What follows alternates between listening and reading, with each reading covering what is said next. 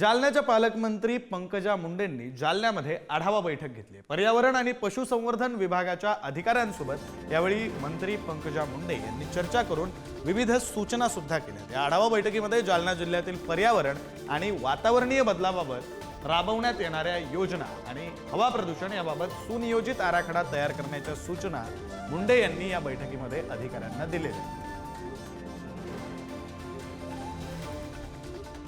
पंकजा मुंडे यांनी पशुसंवर्धन विभागाच्या अधिकाऱ्यांसोबतच्या बैठकीमध्ये काही सूचना दिलेल्या आहेत आणि त्या संदर्भातली बातमी आपण पाहतोय।